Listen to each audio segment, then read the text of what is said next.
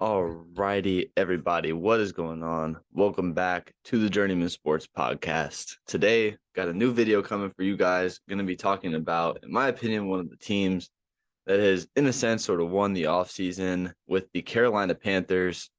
This is a team coming off a 7-10 year where they finished second in the NFC South, just missing out on the playoffs.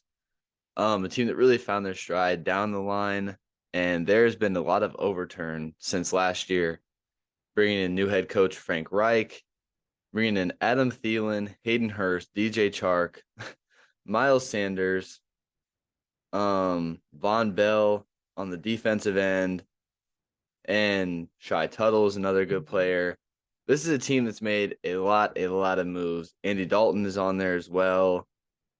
This is a team that has been active in spending their money in free agency, and it's an interesting strategy that they're taking. We've seen them, and then the Bears have really been the two biggest spenders in free agency. But I think it's good for both of these teams. They need to make big moves, and Carolina is a team that was not too far off of the playoffs last year. And to me, the move I want to talk about the most being the Miles Sanders deal. Um, this is an interesting move by Carolina. 4 years, $25 million, coming off of 260 rushing attempts for 1,270 yards, 11 touchdowns, only two fumbles lost, and then also added on in the receiving game with 20 catches for 78 yards. So this is a guy that Carolina said they view as a three-down back. We know that they also have Chuba Hubbard still on their roster, who I think is a very good running back.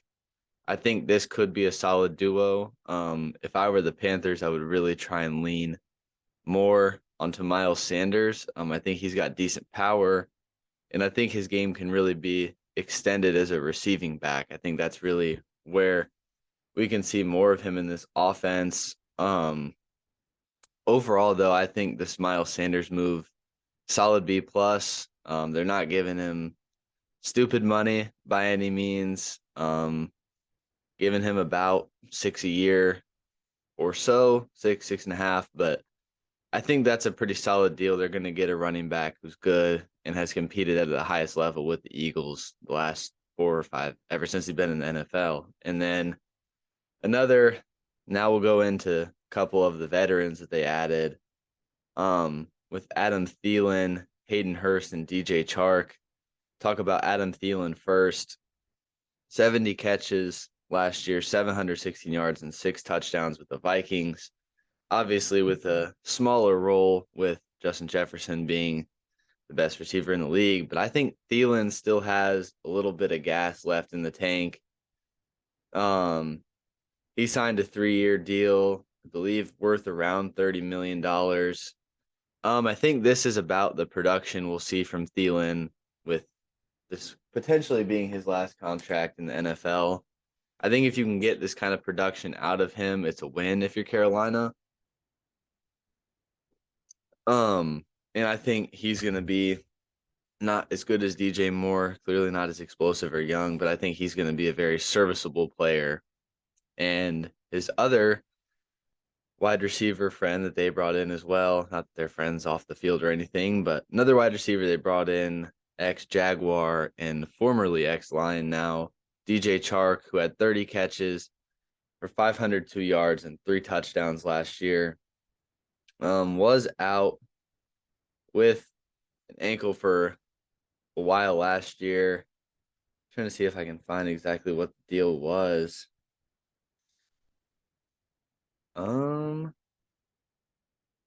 Does not seem I can find it. It's a 1-year deal. I know that.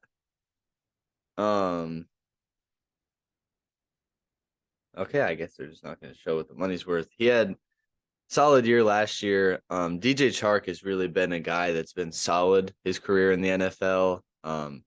Never really done anything to blow you away, but I know his last year with the Jaguars, he was really solid. And I think if he can stay healthy, this is a receiving core that you might not look at as one of the best in the league. If he can stay healthy, he's a guy that easily can put up 1,000-yard season in my mind. Yeah, I really like DJ Chark. I think he's got a lot of potential with this team, and I hope he earns himself another contract with them by playing well. So Hayden Hurst is the next guy coming off of maybe his best season with the Bengals. 52 catches, 414 yards, and 2 touchdowns. I think Hayden Hurst is an underrated tight end in the league. Really, a really good blocker. He's really extended his game now into the receiving end. Has never been a top end target, especially on the Bengals. He was easily the third or fourth option.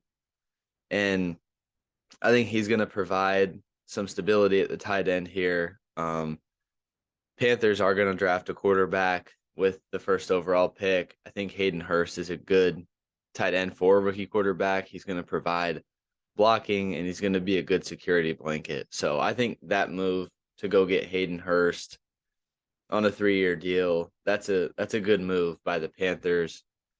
And then talk about their last piece on offense, which is Andy Dalton, who, I know Cade loves himself some Andy Dalton.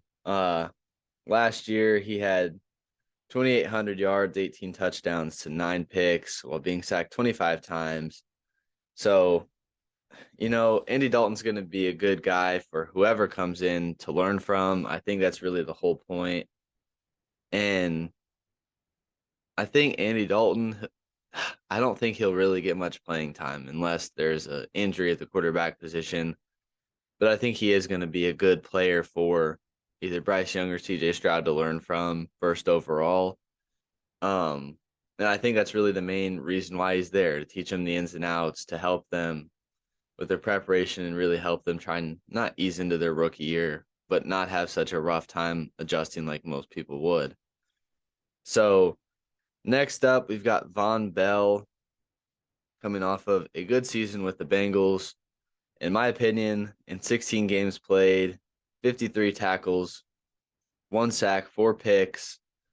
And I think Von Bell is a good player. I hope him and Jeremy Chin could be a really good duo on the back end. We know this Carolina defense has a lot of potential. Shaq Thompson, Jeremy Chin, Von Bell now, CJ Henderson, JC Horn, Brian Burns, Dante Jackson. Yeah, like this is a solid defense if they can put it all together and stay healthy. And I think that's going to be a really, really good signing because it's going to shore up the back end of the defense. The pass rush has been a little weak outside of Brian Burns for my liking, but adding a guy like Von Bell, I think, is going to help the whole defense, but especially the defensive line. And with a relatively weak defensive line group, that's a big win for Carolina. And yeah, I think this is going to be one of the more underrated moves of the offseason with Von Bell going to Carolina. So yeah, that was just a quick overview for the Panthers offseason. I think they've had easily a top 3 offseason for all the NFL teams. Hopefully we'll be getting a video out about the Bears too, but they've made some splashes as well. And I think the Bears are off to a great start on their rebuild, and I can't wait to see what happens for both of these teams. My expectations for Carolina going into the next year, I think they should be a team that in their division is pushing for the number 1 seed. I don't know what to expect with Tampa. I think New Orleans is going to be solid again. And then I think really the biggest wild card being the Falcons. They've made some really good moves. Had to see what they do in the draft, but I like where the Falcons are going as well. So yeah, thank you guys so much for watching. I'm Garrett, just one half of the show. Cade sadly could not make it for this episode, but still wanted to get the content out to you guys. So thank you so much for watching, and we'll see you guys next time.